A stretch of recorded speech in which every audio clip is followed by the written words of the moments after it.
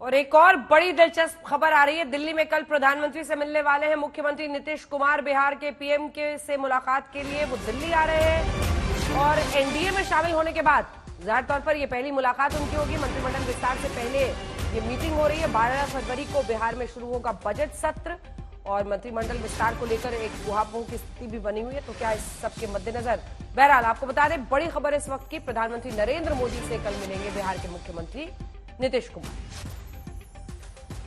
शशि भूषण हमारे साथ, हमारे सहयोगी जुड़ रहे हैं।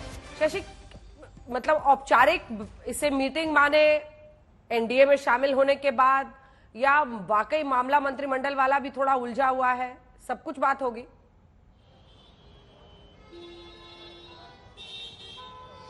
देखिए, 5 महीने के बाद मुलाकात होगी अंजना।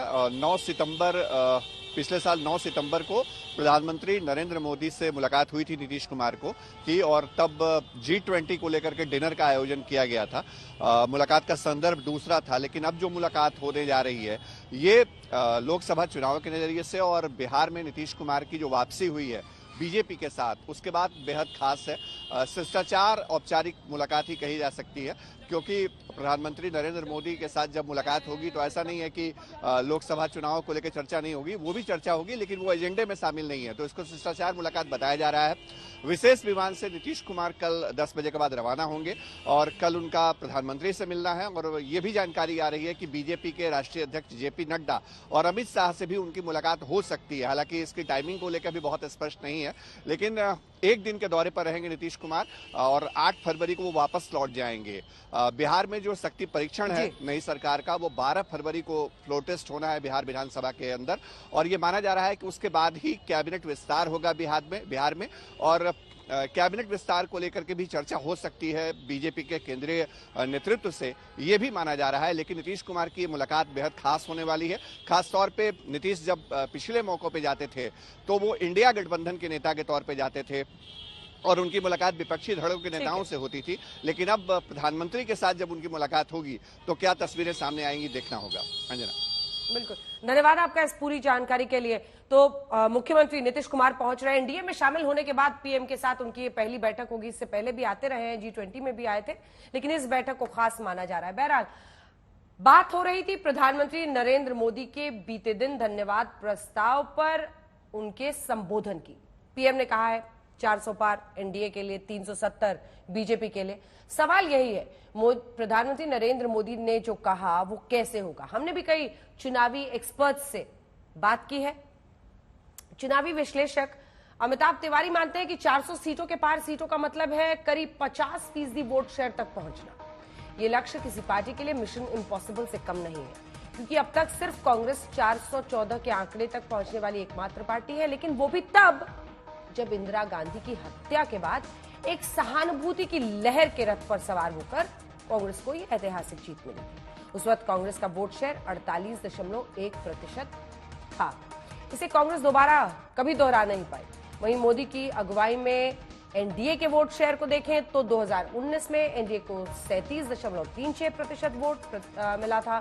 353 जो पूरा एनडीए है उसे मिला था।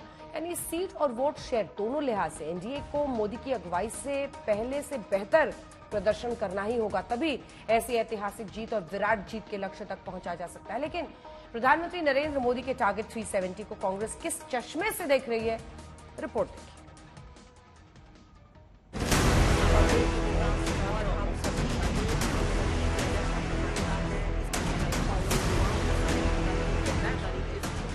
मोदी ने टारगेट सेट किया तो टारगेट का नंबर सुनकर कांग्रेस में कंफ्यूजन ही कंफ्यूजन दिखा।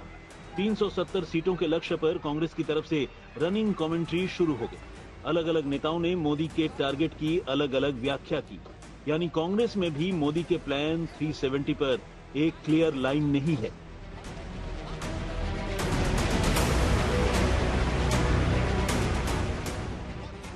दरअसल कांग्रेस के सीनियर लीडर अधीर रंजन दावा कर रहे हैं कि मोदी ने ईवीएम सेट कर दिए।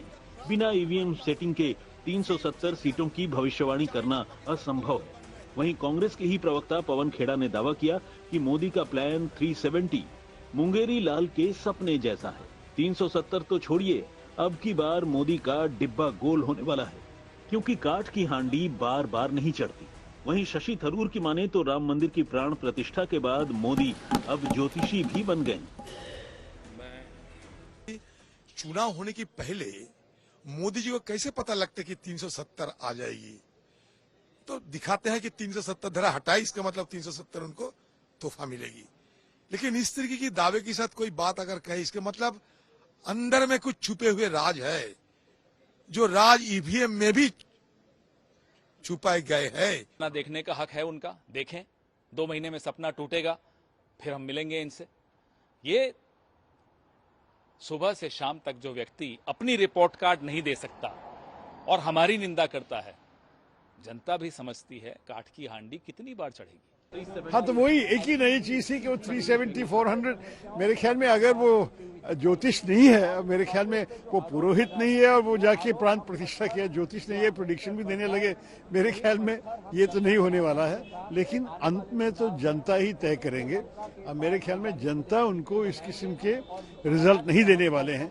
और मेरे ख्याल में मोदी जी के भाषण में ही हमें अच्छा लगा कि उनकी मूड जरा सा डाउन हो गए हैं। बात निकली तो फिर दूर तक पहुंच गई। एक तरफ कांग्रेस ने दावा किया कि मोदी की हार कंफर्म है, तो दूसरी तरफ कुछ नेता ईवीएम को ढाल बनाकर आरोप लगा रहे हैं। लेकिन कांग्रेस के सांसद मणिकम टैगोर की लाइन एकदम अलग है।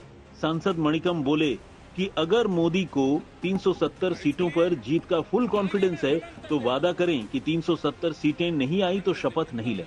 हालांकि कांग्रेस के दूसरे नेता 400 पार को सिर्फ चुनावी जुमला करार दे रहे हैं।